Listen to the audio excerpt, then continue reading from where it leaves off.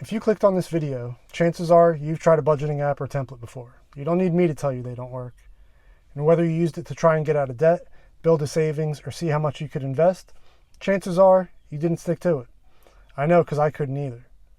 And it's not your fault, but hopefully by the end of this conversation, you'll know why and exactly what to do instead. Quick disclaimer, I'm not a licensed financial, tax, or legal professional. This video is for educational and entertainment purposes only. Nothing in this video should be taken as advice. Always consult with a qualified expert before making any financial decisions. Now, don't get me wrong, budget templates are great, but they're just one small piece of what it takes to actually control your money. And if you don't know what else to do, it's like a monkey using a laptop as a hammer. It's not the tool that's broken, it's a lack of training.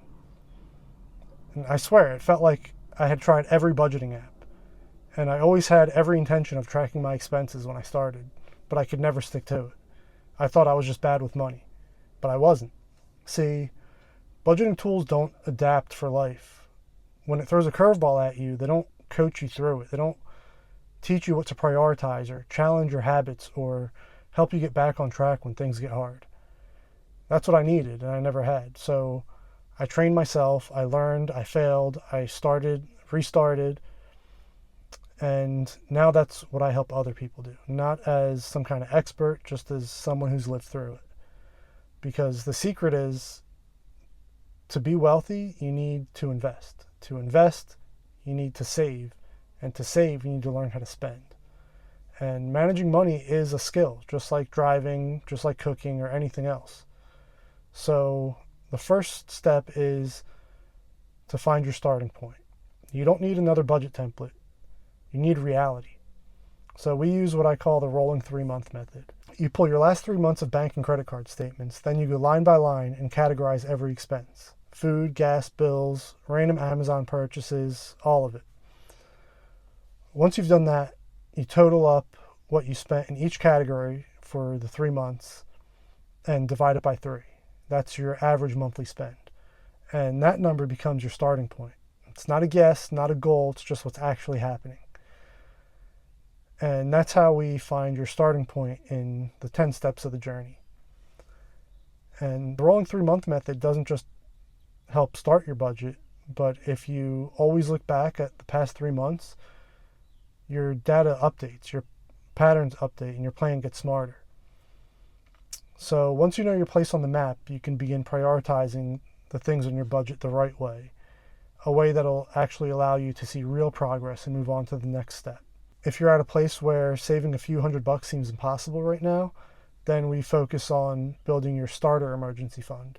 It's just a quick $1,000, not meant to solve everything, just help small problems from becoming big ones. And if you're drowning in debt, this is where we implement the debt snowball method.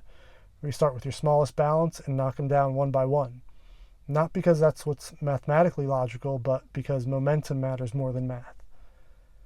Now, let's say you're debt-free, but you're still broke. I would say most people are living in this step. This is where we start to add sinking funds to your budget. Those once or twice a year expenses that you know are coming, things like car repairs, holidays, birthdays. Christmas is on the same day every year, but it's a time filled with anxiety and feeling inadequate for most people. And it shouldn't be. It should be a time filled with joy. But even those expenses that didn't surprise you can completely throw you off your budget. If you've gotten to a place where you have stability but no margin, the next move is to start stacking a fully funded emergency fund. That's 3 to 6 months of expenses in cash.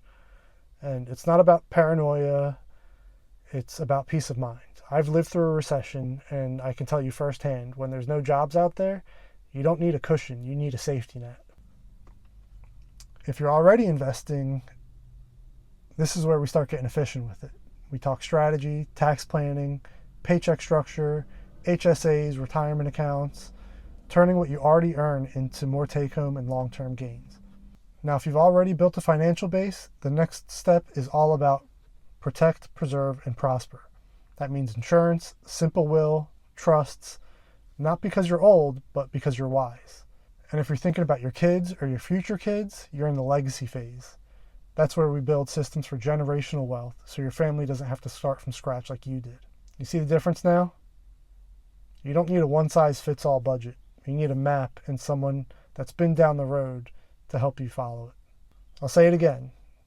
If you want to build wealth, you need to invest. If you want to invest, you need to save. And in order to save, you need to learn how to spend. That's the part no one teaches you, and it's the foundation of what I coach at Guided Paycheck Strategies. Managing money is a skill, just like driving, cooking, or learning a new language. You improve, you adapt, and you learn. So why aren't we training for something so detrimental to our future? That's why coaching matters. This video is brought to you by Guided Paycheck Strategies, plotting the path from paycheck to prosperity.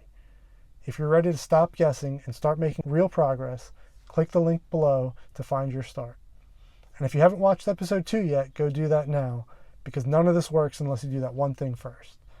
As always, you can't seek answers to questions you've never conceived. So subscribe, come along the journey, and we'll see you there.